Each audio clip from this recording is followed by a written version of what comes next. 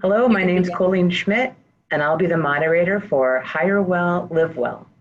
I am the Chief Operating Officer at Horizon Home Care and Hospice, and I've been a WEAC board member for over 6 years. While we unfortunately were unable to meet in Wisconsin Dells this year, we have an outstanding lineup of presenters for the spring conference that have agreed to record their presentations, including Larry Prince. This is Larry's third session with us, so I'll not review his impressive bio again. We hope you're enjoying all his sessions. Welcome, Larry. The floor is yours.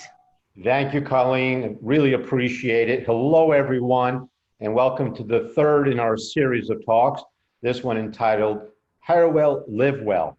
And it really is about the expression I love repeating because it has such significance. All that is great with great organizations begins with hiring and onboarding the right people. And we'll come back to that in a minute. And Colleen, if you don't mind, before we jump into Hire Well, Live Well, based upon the first two talks on motivation and accountability and managing performance, I want to share some best practices that are truly resonating with business leaders and business professionals as we look to move from crisis to containment to recovery and renewal. So with your permission, Colleen, I'd like to share a few of these. I think will make a difference. I think that sounds great. Thank you.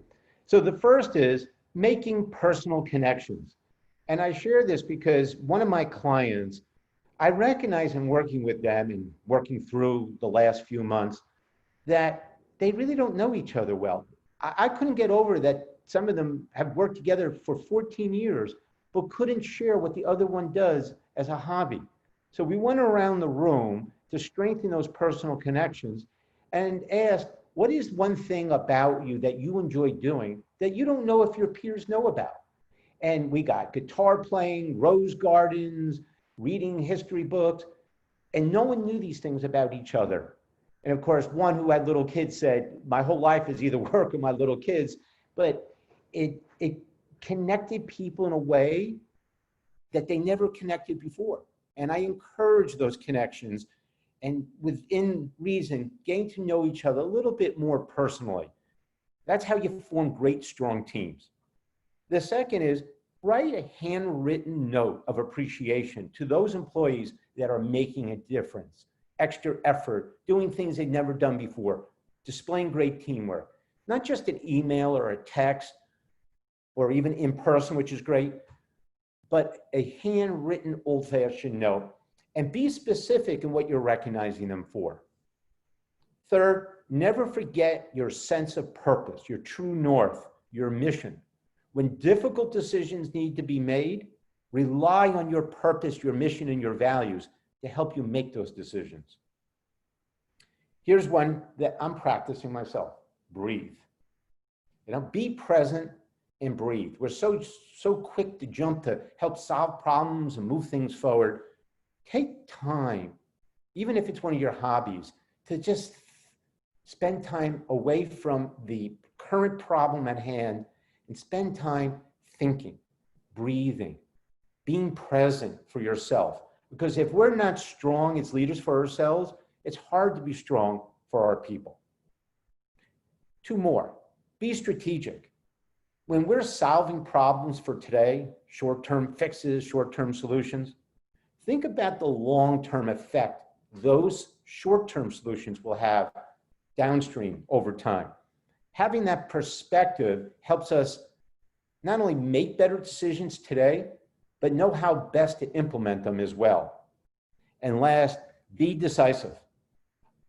Strong leadership during times of uncertainty, our people rely on us being decisive. It doesn't mean we're directive. It means we are clear and decisive, especially when giving direction. And like we talked about previously, giving direction with that what, the here's why, and the how. So Colleen, I thought I would take a look at some of these key best practices that we're implementing that I see are making a difference for our clients, many of whom are in home health and hospice, and actually in other industries as well. Ready to jump in? Hire well, live well? I'm looking forward to it. Great, thank you. And thank you for the nice introduction. And like we talked about, this is the third in a series. And this whole series has been predicated on asking home care and hospice leaders, close to 100, what are the things they need to get better at? And number 5 is improve the hiring decision-making. And from that, we developed the whole Hire Well, Live Well program. And I'm going to repeat this because it's worth repeating. All that is great with great organizations begins with hiring and onboarding the right people. And that includes when we're making internal hires to help people move into new roles and positions and even into promotions. And I think one of the challenges with hiring the right people is reflected with our 2 administrators or healthcare professionals, the administrator on the left and head of clinical on the right. And the administrator says, how's that new person doing so far? And the head of clinical says, honestly, I think we made a mistake. Not again. Why? Well, we hired a resume and my gut said not to. Sometimes our gut is speaking to us and we have to listen to our gut. We'll talk more about relying on our gut coming up.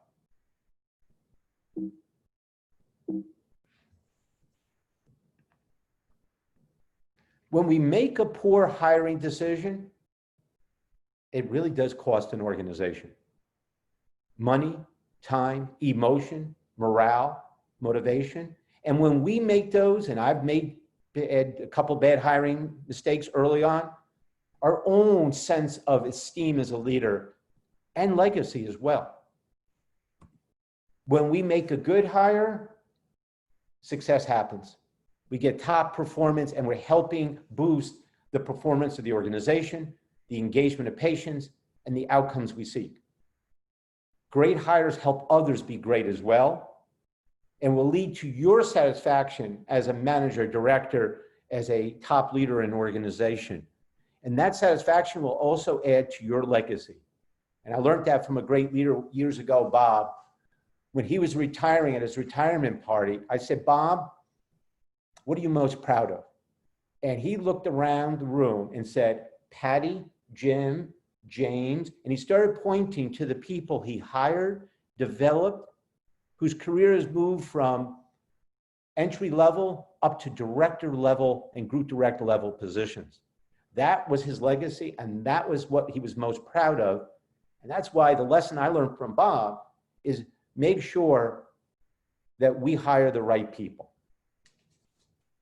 And that leads us to our objectives for our talk today. An opportunity to think. You're out of the office, you've made a commitment to this conference. It's an incredible work for the organization to put together this conference remotely for you. And it's just that opportunity to sit back and think, learn some what we'll call behavioral interviewing techniques, improve our hiring decision-making, learn methods for onboarding people with the right expectations, and as always, act. Convert learning into personal action. So those are our learning objectives for the next 50 minutes. And it begins with a good discussion. And that discussion is opportunities in the next few minutes just for us to pause and think through these questions. When you see the term hire well, live well, what does it mean to you? I'll give you a second to think about it.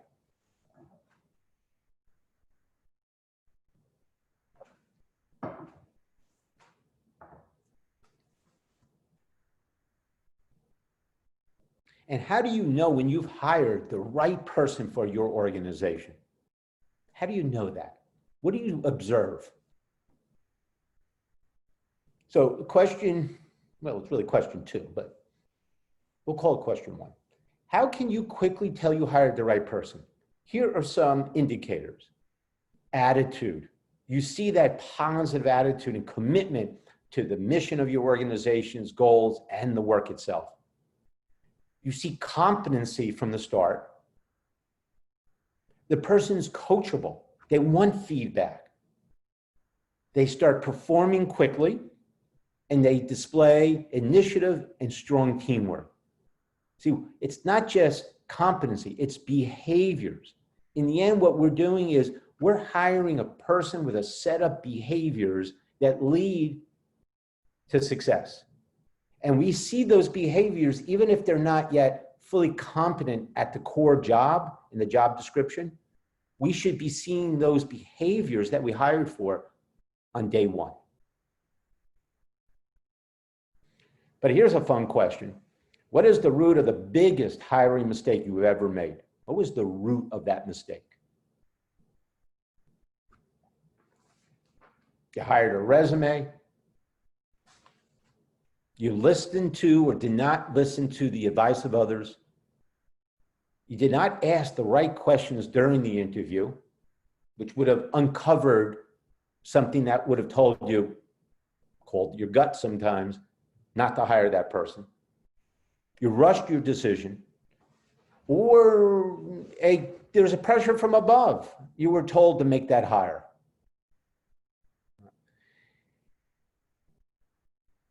I'll share that I once hired a person that each bullet on that resume, including that person's articulation of those bullets, was at the highest level. I made, based on that resume, not a single mistake. But my gut was telling me something, and I did not listen to my gut. I rushed my decision. I had some pressure above to fill the position. I did not get advice from others. I did not ask certain questions that would have uncovered something I learned on day one of this person's employment. In the first 5 minutes, I knew, based on behaviors displayed, that I made a big mistake. And I knew that. And if I had asked the right questions that were about the person and their behaviors and attitudes, I would have uncovered it and would not have hired that person.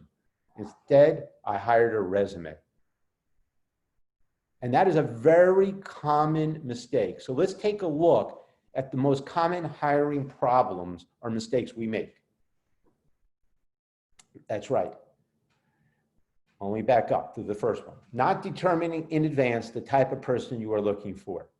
So often we know the position we want to fill. We understand what the job description of that position is, but we don't think about the type of person we want in the organization for that team and your team.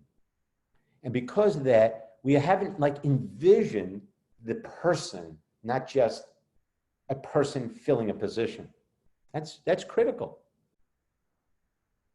And then we fall in love with the resume, which I did in that case. Or we don't probe deep enough. We accept answers on face value. We don't check references. Now, most times references are just glowing reports. But on occasion, you can learn something if you ask the right question. You hire someone in your own image. You're not seeking diversity, different types of opinions. You seek compliance.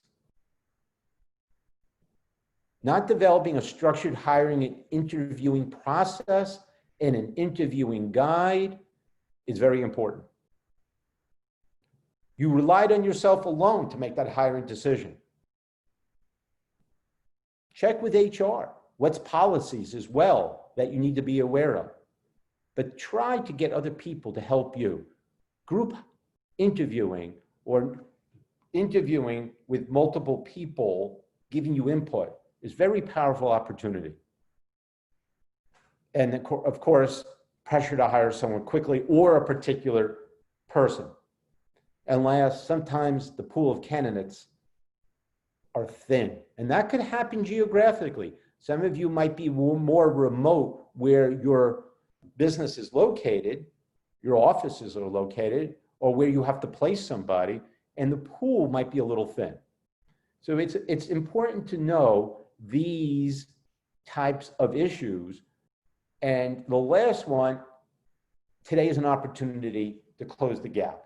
You lack experience and skills to interview and decide. And this is where you got to be careful about your gut. Sometimes our gut is spot on, but if we really don't have experience interviewing and haven't developed that skill set yet, be careful on relying on your gut alone. This is where you want to bring other people in to help you interview that person. So that's a mouthful right there, but here's the common hiring problems, and you take the opposite of this and it creates hiring best practices as well. And what do we want to do? We want to hire a person, not a resume. We want to hire a person who's the right fit for the team, for the organization, for your clientele, your patients, based on attitude and behaviors and values and purpose and culture, not just that resume. And when we do this really well, I call this downhill leadership. Things flow positively. By the way, those are two friends that I took a picture of skiing one time. And I made them stars on my talks. But I call it downhill leadership because we're setting our people up for success and ourselves up for success and the organization by hiring the right people. So let's get technical. Let's actually learn or reinforce what you've already learned, some of the core components of hiring and interviewing as a process. But then we'll actually get into the interviewing questioning techniques.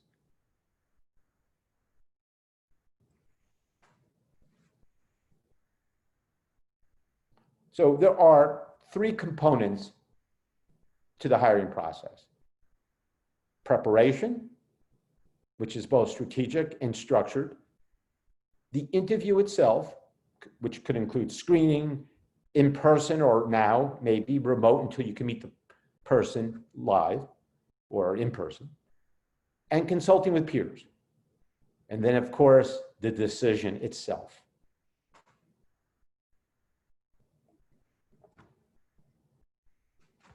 So let's take a look at each, beginning with the preparation. Preparation is envisioning the type of person you want, right? We call it fit, and not just for the position, but sometimes depending on what you need for the organization long-term. That's being strategic, thinking through the type of person you want. Setting the right amount of time in the day to interview and the time frame by which you want to hire. Coordinating with others and the organization and the candidates for interviewing. The interview itself, and we'll spend a little time on this, the atmosphere to conduct interviews. And let's go into that. Let's look at that atmosphere. Where you interview is important. Here's what I mean. Do not interview in your own office, if you have an office, behind your own desk. It's not the right atmosphere. Be an equal. Conference room where you're sitting equally in that space. If you're Zoom or remote like we are right now, tools that allow for good two-way interaction. Dedicate the appropriate time with no interruptions. I'll give you a quick story. I was at a management meeting facilitating with one of my clients, a large home care company. And head of clinical says, Larry, if you don't mind, I'm going to step out to interview a new clinical manager. I'm like, okay, well, how long are you going to be? I assumed an hour. She goes, it'll be real quick. She goes ahead and she's back in 10 minutes. And I said, you interviewed the person already in 10 minutes? Yep, done, I'm hiring her. I said, oh, it must have been a confirming interview. You met the person before. No, first time I met the person. I said, how do you know in 10 minutes it's the right person? Because you could know it's the wrong person in 5 minutes. You could handshake someone sometimes, we're allowed to handshake again, and know in the handshake or in the first minute or two, it's the wrong person.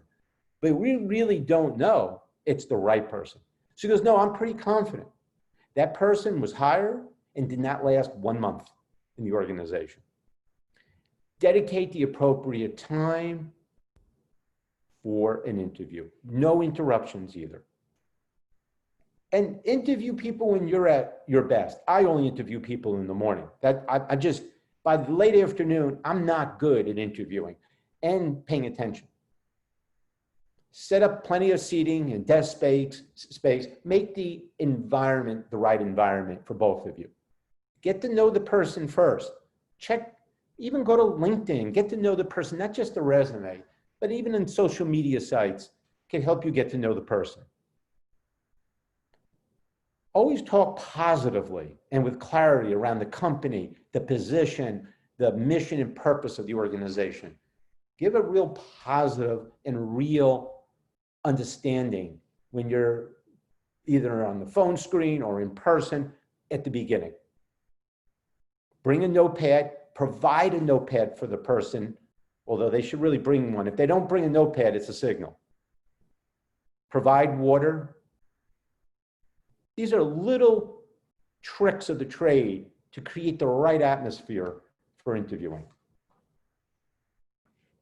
So let's take a look at what I call the 3 parts of an interview. And those 3 parts are the opening, the core questions, and the closing. And we'll do this around a 1-hour interview. And this is important.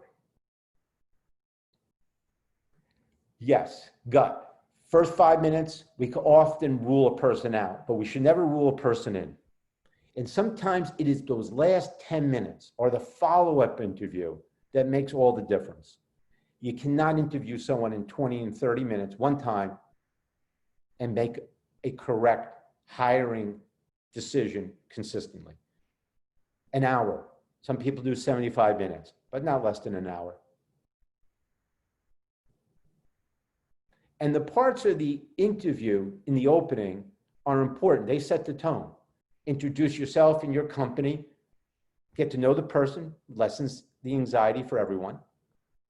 Frame the expectations for the interview. For example, ensure there's clarity around the position and the expectations of the position, that you'll be asking questions, that you want and encourage the interviewee, that is, the person being interviewed, to ask questions as well.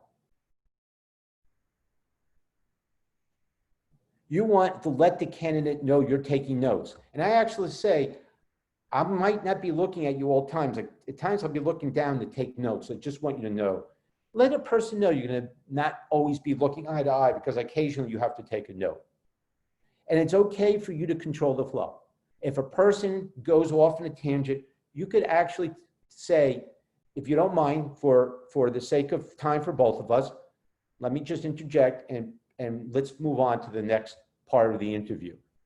It's okay to do that. And I actually tell people up front that I'm going to do that.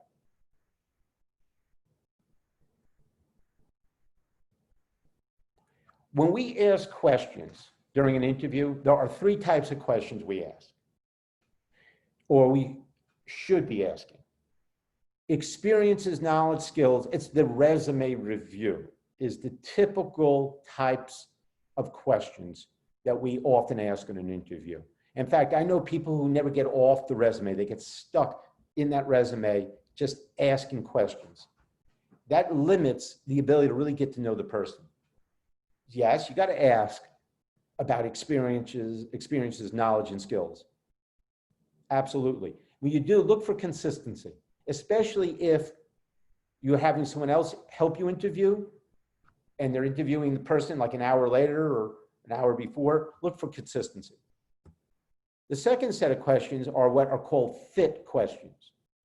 And then it's an opportunity to understand one's strengths, what motivates them or what energizes them, why they want the position, what are they most proud of, what is the core focus of the position. You have to really make sure they get the position and the expectations and responsibilities of the position. And the third type of question, where you should spend at least half your time asking, are behavior-based questions. And we'll talk about in detail in a second the type of questions that are behavior-based questions.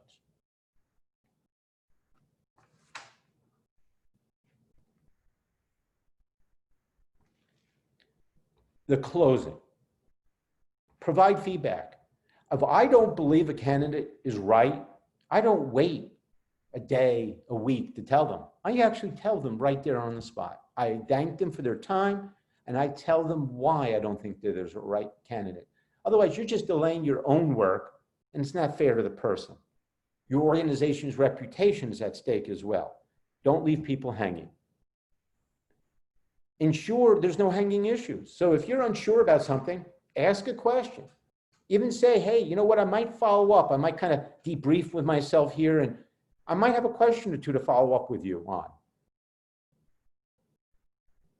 Encourage questions to you. That's where you really learn about a person, is the type of questions they ask you. So leave time for that. Explain the next steps and time frame.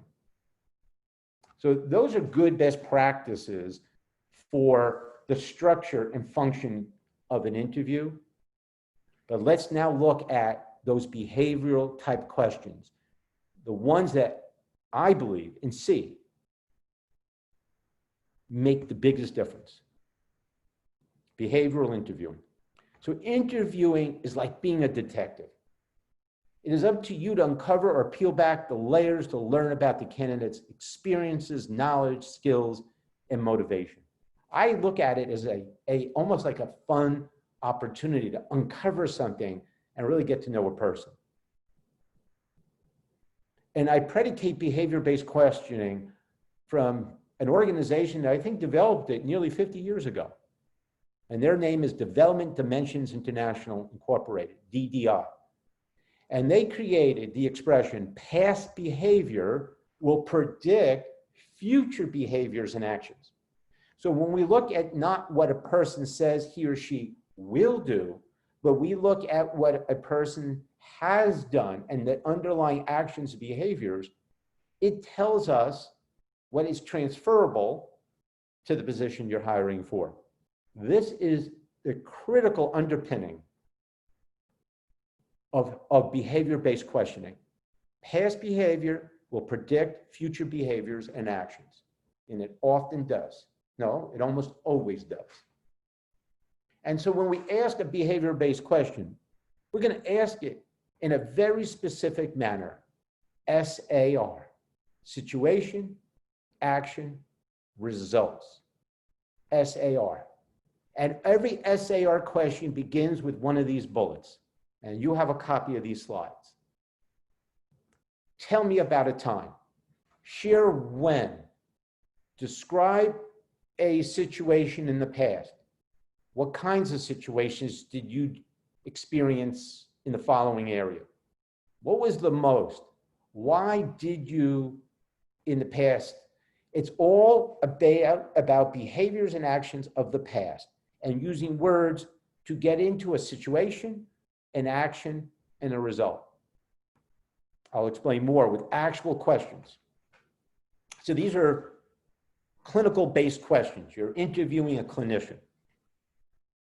Tell me about a truly challenging patient. What was the situation? What did you do? And what was the result? Let's review that. SAR is right in there. What was the situation? What did you do? That's the action or behavior. And R, the result. You're asking, you literally ask it in that format. And you're also reflecting back on, tell me about a truly challenging patient. When the person starts to answer in general, like, this is what I do when I have a challenging patient, I interject, I stop and say, if you don't mind, actually be specific with one example in the past, or maybe in the last 6 months or a year, one specific example. We're not looking for generality. Everyone, we're looking for something specific that they could speak to. Here's a variation, number 2. Describe a challenging situation with a patient that you were not fully prepared to handle. What was the situation? What action did you take? And what was the result? And number 3, tell me about a patient. Tell me about a patient situation, I see I have double A's there. So tell me about a patient situation that forced you to quickly learn something new. What was the situation? What action did you take? What was the result? That's a unique question because you're looking at two factors, their clinical factor potentially, and then how they took initiative to learn something new. So you could use these as actual examples, and I'm going to, in a minute, encourage you to pause to come up with your own. When we ask questions, we want to do so around particular skills or behaviors. These are categories or dimensions. In home care and healthcare, if you're hiring a clinician or even a clinical manager, you want to be able to ask about clinical skills. Initiative, planning and organization, teamwork, decision-making. You could see the list here, including leadership. These are all categories or elements by which you want to come in advance with specific questions in that SAR format for. You don't have time to choose all these categories, so pick 2 or 3 or 4 categories and come prepared with a guide already having written those questions out in the SAR format on your interview guide, and 2 to 3 per each category you choose. And you are listening for a 3-part answer. You're expecting the person to verbalize the situation, the action, the results. You seek a complete 3-part response. And when you listen for the SAR, and this is where interviewing gets challenging because we really got, and that's why we don't want to interview 3, 4 people in a day. We have to really be good listeners. We're listening for a full 3-part reply. We're listening for clarity, not vagueness. We're listening for past behavior, not opinion, not IMO, in my opinion. If a person starts giving their opinion or generality, or this is what I would do, or how I would do it, you pause and you say, that is great. How about you actually share a specific example in the last year of that?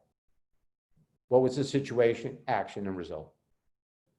You're listening for behaviors and actions and things the person has done that are transferable and will bring you real value. And you're listening for an opportunity for follow-up questions. I always say, I'd rather interview and go deeper in less categories than ask a lot of questions in multiple categories.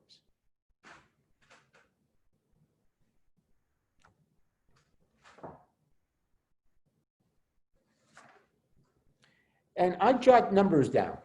I give a rating to responses, little numeric rating. Here's my recommendation. 5 is greatly exceeds expectation. When I ask a question, I have an expectation. And I have to at least meet that expectation, a 3. 1 is not acceptable.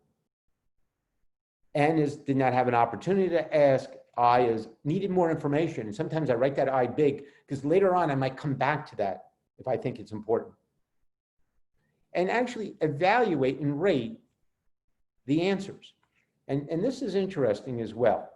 You're listening not only for good SAR, and if a person isn't at first giving you a good SAR, tell them, you know what, please respond in an SAA. You actually tell them, situation, action, result. It's a great coaching tool as well. But here's what else you're looking for. The quality by which a person communicates.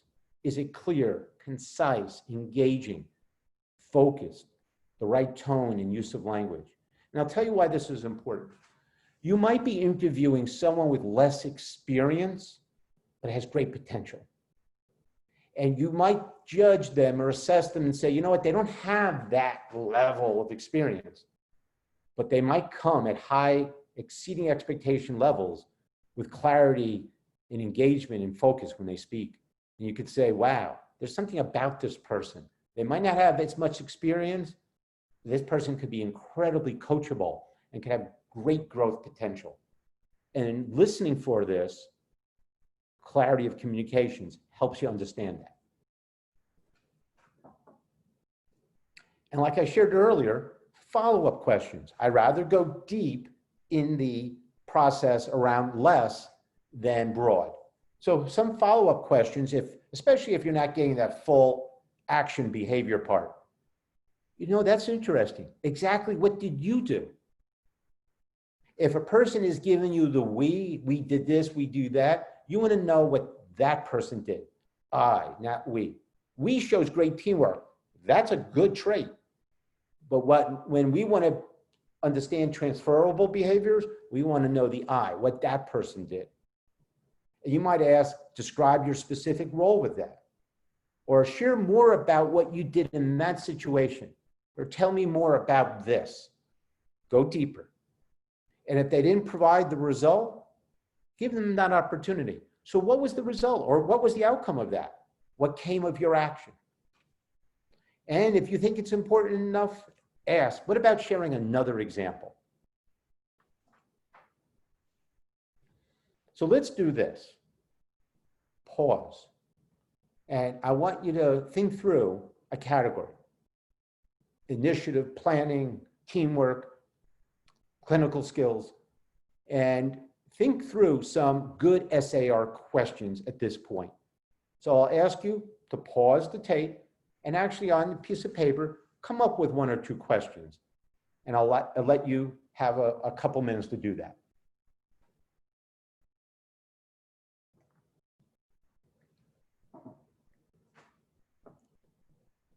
Okay, welcome back. So I hope you've developed a couple of good questions that you could use within a particular category the next time you interview someone. So let's take a look at motivational fit. And if you were on board with our first presentation on motivating employees during times of change, you'll see that there's a lot of overlap here. So what is motivational fit? It's someone who has a commitment to the position, the organization, the clients, customers, or patients you serve with a real will-do approach. It includes desire for that job. Remember from our first talk, the greatest satisfaction and motivation comes from the work people do in the job every day. Organizational fit, desire to be a part of your company, your healthcare, home care organization. And location fit, geography, and having clarity around where they will be working. So motivational fit can make the difference between differentiating between 2 candidates. I'm kind of stuck. I eliminated everyone else. I got these 2 people right here. Who's the best person? Behaviorally, they were both strong, exceeded expectation. Resume, very strong. Experiences. The tiebreaker often is motivational fit. And I always leave time early in the interview for some of these questions right here. The ones that you have when you hold your 30-minute motivational conversations, what energizes you, what motivates you about caring for patients, what do you do best about the work you do, what do you like doing best, doing least, what are you going to need to get better at, what saps you of your energy. I always like to ask, what saps you of energy? Because if a person says something that's a red flag that is really core to the position itself, that's not healthy. That could rule a person out. So here's a menu of questions you could ask that can help identify and get to know the person from a motivational fit standpoint better. And with that, why don't you right now, we'll pause the tape for a minute, write down a couple of those motivational fit questions that you think are most important for you to use the next time you interview someone. So we'll pause for a minute right here to allow you time to do that.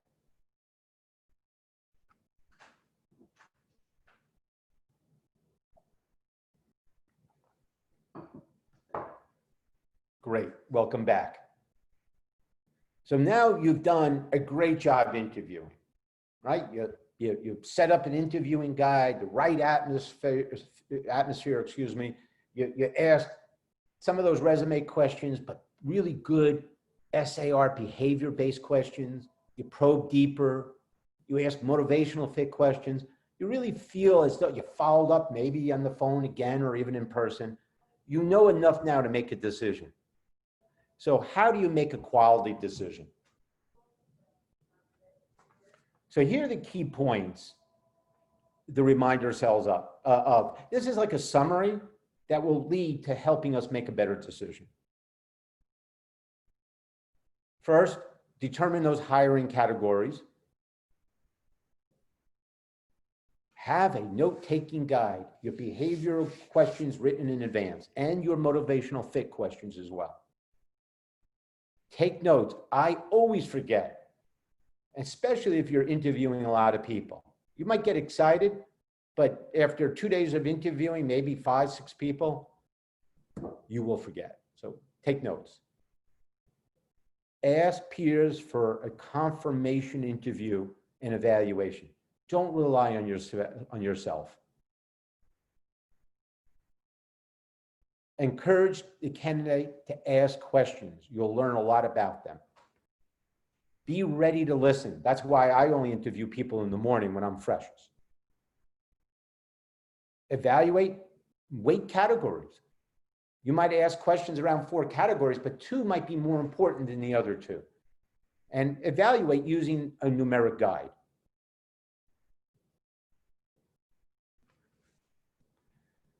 Be clear with the candidate on next steps.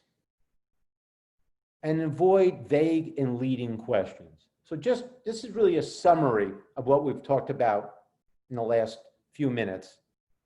But now let's go ahead and look at a summary of the process, not just the interview. The atmosphere we talked about, asking peers for confirmatory interviews. Don't hire a resume. Don't fall in love with a person based on a resume. Think fit and attitude as a tiebreaker. Think diversity. Surprise yourself. You know how we hire for diversity? When we seek it. And all types of diversity. All shape and forms within the pool of candidates that come to you. But also, depending on the pool, seek a broader pool of candidates. It creates a stronger team when we have a more diverse team. And diversity comes all shape and forms. Sometimes I go ahead and interview one at a time, depending on the time frame. Others, we want to pool together and have 2 dedicated days of interviewing, maybe a Tuesday and Thursday, a Monday or Wednesday, give yourself a break in between, and get 5, no more than 3 in one day. And that way you're doing it in a shorter period of time and allows you to assess things. Because not only our notes, we need to take notes, but we'll forget the significance or the context of our notes if we wait too far between interviews.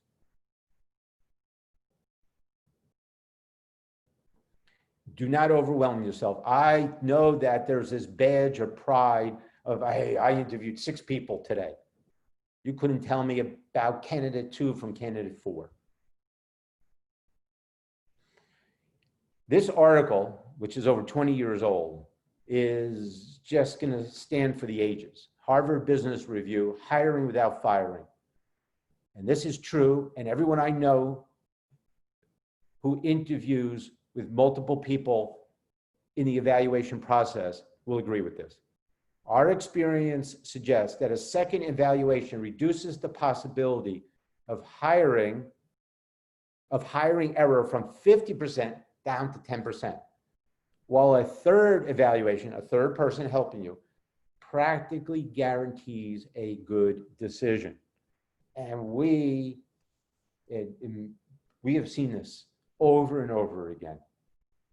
So now it is that moment. That moment you have to make a decision, a quality decision. So you want to tally those results, and if you gave them a numeric evaluation, you want to add that up. but be careful. Consider all factors and not just a single data point. Be careful about a person that might be really strong in one or two areas, but weak in other areas. So weigh your categories and consider all those different factors. Consult with your peers. Yes, I am a broken record on that, but it works. And when you consult with your peers, where are there similarities and differences in their evaluation? And if you have to follow up, this will give you a source by which to follow up with the candidate on. And especially consider motivational fit and diversity as and this could be your tiebreaker right there. And consider, will the person be motivated by the work itself? Don't think just long-term, this position. For some, you want to think long-term for the organization. And reflect on your original strategic intent on the type of person you're looking for. These factors will help you make the right decision, although there's no guarantee. And do check with HR on the do's and don'ts related to legal issues when interviewing and hiring. Know what to avoid asking for your organization.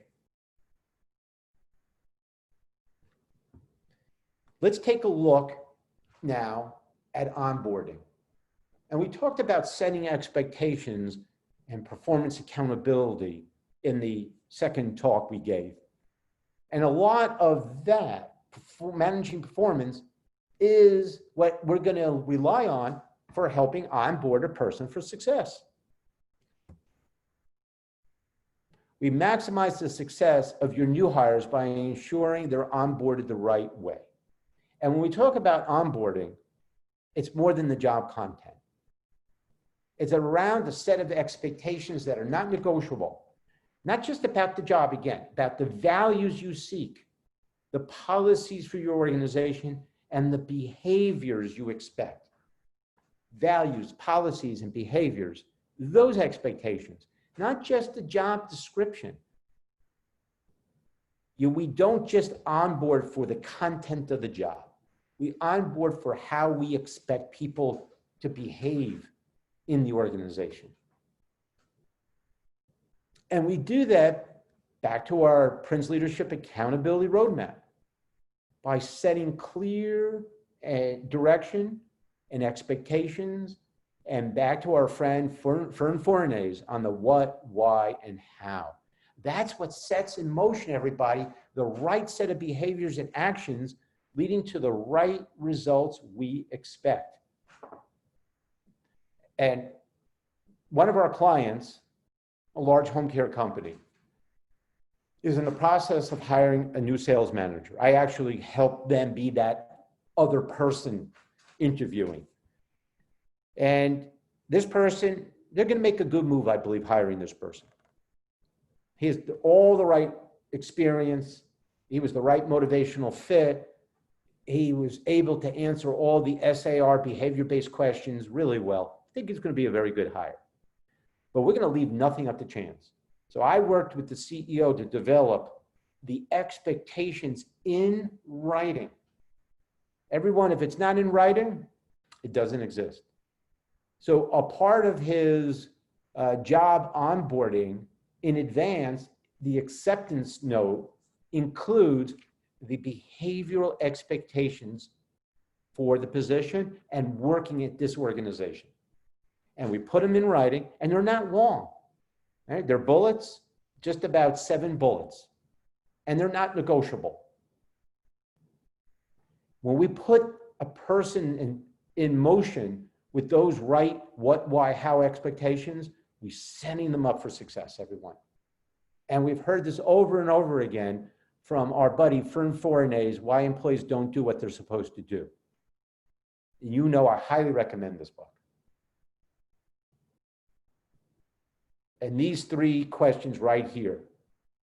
So if we set people up for success in the onboarding to know what they're supposed to do, why and how, it goes a long way for employees to succeed. And you know these from our last conversation. on managing performance. And when we manage performance, and this is what we did with the CEO, is we just made sure that these behaviors are understood in terms of their importance in the results the organization is seeking and the consequences that are important to the patient and to the goals of the organization. We connected that behavior consequence model tightly in those expectations. And we're using here's why language to do that. And when we onboard people for success, we want to ensure that we are able to measure that success. Well, the gentleman we're talking about that's being brought on board is a sales manager. And he's going to have data. Here are the key performance indicators, the goals to increase census by X amount of the right type of patients. And we're actually making sure that he's clear on those goals. And we want his input. He's an experienced person. We want him to take ownership of his work. We can ask him to set goals as well. And we want to do this and put it in writing to ensure there's absolute clarity and use the teach back method, right? We talked about the importance of not just the person parroting back, but asking. So based on this conversation, what is it specifically you're going to do? What action are you going to take? Hear it back, not just from, here's what you told me. Hear it back from the teach back method of what action will you take and what are you committed to doing? And then get that in writing. So that is hire well, live well. We started by thinking strategically on the type of person you want. We looked at behavioral interviewing, motivational fit interviewing, making a better decision, and onboarding a person for success. So let's apply in a case. We have 3 cases now, Colleen, that I want to share. We'll pause it after each case and challenge ourselves to say, is that a good situation, action, result answer from the candidate? We'll have fun with it. So here's case number 1. You ask this question. Describe a challenging situation with a patient that you were not fully prepared to handle. What was the situation? What action did you take? And what was the result? And here's the answer that you received from the candidate. I'll read it out loud. Well, this has happened more times than I would like. Just recently, I was asked to work with a patient who did not have his full cognitive skills that day. There was no other family member at home. And since the patient just got home after a stay in the hospital due to heart failure, my goal was to hold a medication reconciliation. Frankly, I could not conduct a proper medication management session in that moment. So I called my manager and told her about the issue and explained that I was not able to complete that task. I even provided a history of when this happened in the past. So I also offered to call the patient's family member back. That was the answer you heard. So the question is, situation, action, result. Were you given a clear S, A, and R from this answer? So pause, I'll pause, give you time to look at this and think through, if you were hearing this as a reply, how would you follow up?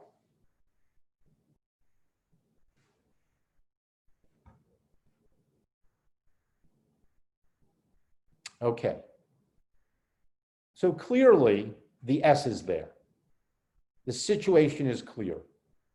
It's fairly specific, not generalities. And you know it's specific just recently. You might ask, how recent? The action. So I called my supervisor and told her about the issue. And you might say, oh, that's not realistic, Larry. This is not how we do it. I know that, but I've vetted these cases with some organizations. It's close enough for the exercise. What is really missing here was what was the result over time with this patient? Because remember, we want to hire result-oriented people. And we want them to think not just in situation and behavior and action, but results as well. So I might say, well, thank you for sharing that. What was the result of that? Or what came of your action? So that way we could drill a little bit deeper. Okay. Case number 2. It's the same question, but we're going to get a slightly different response. Describe a challenging situation with a patient that you were not fully prepared to handle. What was the situation? What action did you take? And what was the result? You got the exact same situation S answer. And this is what followed after that S. When I came back in 2 days, the wife helped me with her husband to review the medications. She was a great help to her husband. That was the response you got. So SAR, I think you already got the answer, right? You got the S clearly there. What is missing? The action, the behavior. We got the result, the end of the story, which is a positive end. But what was not articulated, going back to case 1, is, so I called my supervisor and told her about the actual immediate behavior and action in response to a particular challenge, situation, or problem. When you combine it all, and if you heard that S, the A, and the R, based on what this was written, I would say, you know what? That's a solid SAR. That either meets or maybe exceeds my expectations, what I expect. Let's call it meets. That's pretty good. I might even want to follow up and ask, what's another example of a challenging patient? And what did you do? What was that situation? What action did you take? What was the outcome? And ask a follow-up question, diving deeper in that area. Last case. This is maybe a little more sales-oriented. Tell me about a time that you had a challenge with a referral source. What was the situation? What action did you take? And what was the result? Here's the answer. We had a problem with an important referral source. They were not pleased with how long it took us to initiate home care. We talked to them to pinpoint the issue. How often, how many patients, the type of patients, the insurance situation. We found that in each case, there was a new case manager still learning the ropes and moving a little slowly. So we discussed this with the clinical director. And they provided the case managers with additional training that was necessary since many of them were new to the company. In the meantime, we asked the referral source to be a little more patient and hang in there with us. We knew them well. We had a good relationship with them. We also learned of 2 other sources who were not pleased, and we talked to them as well.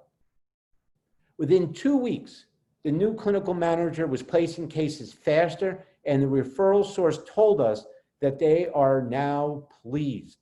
In fact, in this example, the referral source increased referrals by 25% over that next quarter. We were thrilled. Now, frankly, if you had heard this from a candidate, look how well it is communicated. It is clear, it's concise, it is specific around something important, and it gives you a complete S, A, and R. There's one problem with it. Do you know what the problem is? I'll let you think about it.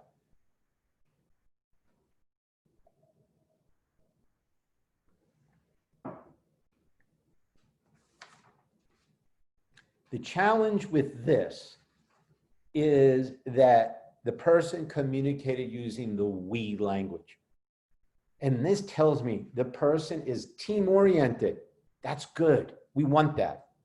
But I don't know, listening to this, what the person did or did not do. Maybe other people did it. Some people are clever and they'll include themselves in a process they actually weren't involved in. We need this to turn into an I. So I would respond this way. Larry, thank you for that answer. That is really a tremendous result and a process to get there. I'd like to ask you, within that, what did you do? You seem like a good team player. You use the word we throughout, but what did you specifically do? What action did you take within that situation, action and results? That's how I would reply. So we're giving credit for someone being an excellent communicator and a team player, and that there was a very positive result, but we need to hear about the I. I hope that was helpful. So what did we learn today that will make a difference? Ask yourself, what do you need to get better at? What is your priority to, maybe it's something you do well, but you won't even be better at it. Is it A, reassess your approach to hiring process and the whole candidate, really the whole process? 2, maybe improve the type of questions you ask that are behavioral SAR questions and motivational fit. C, choose specific categories to ask questions. D, maybe get better at considering a number of factors when hiring, making that hiring decision. Or E, setting stronger expectations for onboarding. Which of these, or you could go to your development guide, and there are this is like a checklist of the entire talk today in these categories, and you can look at this and choose from there. From this list, the one that comes up by far the most is B. People saying, you know what, I want to improve the type of questions I ask. I want to ask SAR questions and motivational fit questions. That's what comes up most often. So what I recommend is that you look at these 19, that's a lot, but take time. It's really a summary of the entire talk today. And decide the 2 and 3 you want to work on and put together a simple, focused development plan. What action you're going to take, what you want to do, why you want to do it, how and by when, and who you want to work with to do that. And create that development plan that will make a difference in your career, in your work you do, and give you more satisfaction, and hire the right people to build a stronger organization and to build a legacy like Bob did that I explained earlier, that I respect greatly. And in the end, remember, we can control 3 things: our attitude, how we show up every day, how we motivate, engage, and treat our people, and 3, how we make a full commitment to modeling our work and performance. We control that. That's our own personal capability and destiny. And with that, I greatly thank you for your time, your focus, and I'm excited to hearing about how these 3 presentations and workshops on leading, motivating, performance management, accountability, and hiring make a difference for you. Please reach out to me and let me know directly. It will make a difference in how we deliver a high level of quality back to our clients. So thank you. Colleen, any questions? I do. You spoke about a trait using the word we, that sometimes that's a trait that's acceptable and a good trait. What are some other traits that we're looking for in that ideal candidate, Larry? Well, you know what, that answer we gave, Colleen, that's a good question. That answer that person gave in the case with the we, I'm happy to get that.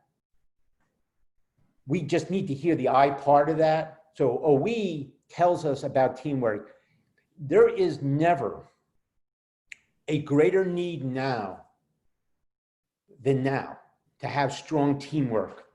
And since so many home care organizations are creating geographic teams out there, even with the case manager assigned to geographies with clinical teams, RNs and LPNs and SW, OT, PT, teamwork is needed more than ever. So that is, the we is a good sign. We just need the people that during the interview to turn that into an I.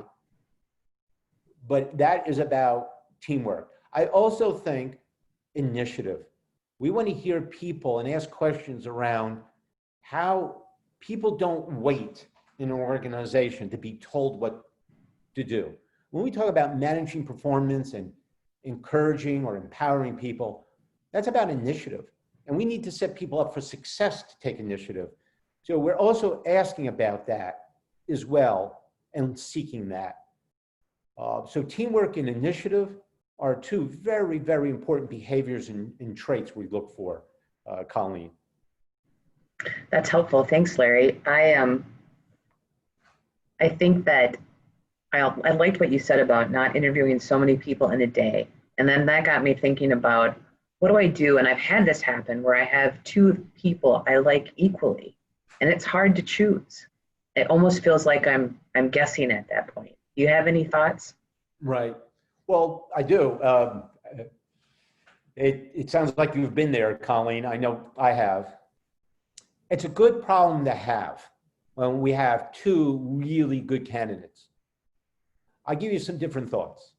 One is, that's the importance of the motivational fit questions. The tiebreaker is always going to be motivational fit. Oh.